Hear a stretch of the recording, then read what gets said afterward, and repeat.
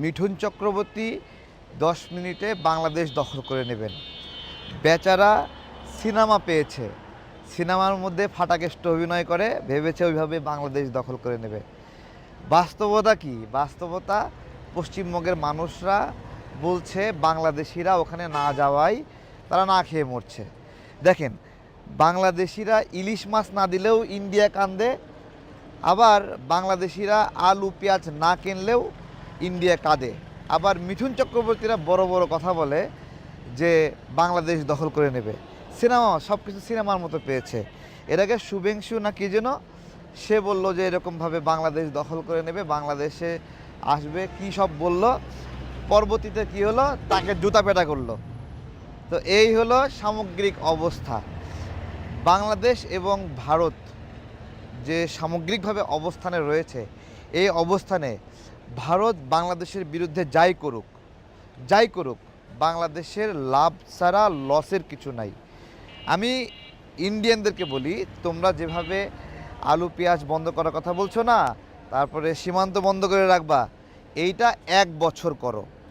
1 বছর তোমরা যদি এটা করো, তাহলে এই 1 বছরের মধ্যে তোমরা পরিবর্তনটা লক্ষ্য করবা। বাংলাদেশে যখন গরু রপ্তানি বন্ধ করলো ইন্ডিয়া, গরু আসা বন্ধ হলো, ঠিক আমরা গরুতে স্বয়ংসম্পূর্ণতা অর্জন করে ফেললাম। ঠিক একইভাবে পেঁয়াজের উৎপাদন কোথায় গিয়ে ঠিকছে তোমরা জানো?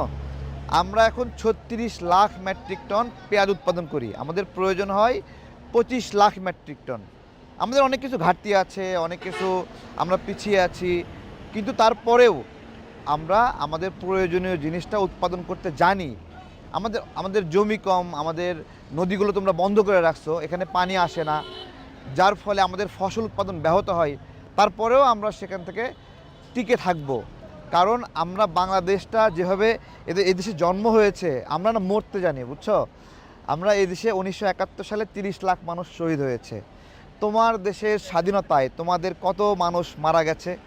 এটা কিন্তু গোল টেবিল বৈঠকে স্বাধীনতা অর্জন না, এটা যুদ্ধ করে অর্জন করা একটা স্বাধীনতা। এই যে গণ অভ্যুত্থান হলো, 2000 মানুষ মরে গেল, মরে গিয়ে দেশ থেকে স্বৈরাচার তাড়ায় দিল।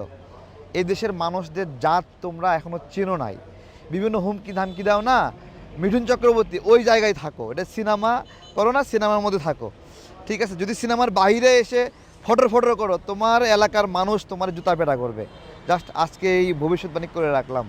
শুভেন্দুকে জুতা পেটা করছে, মিঠুন চক্রবর্তী নামে যে ফাটাকেষ্ট, তাকেও জুতা পেটা করবে এদেশের মানুষ, তাদের পশ্চিমবঙ্গের মানুষ এটা করবে।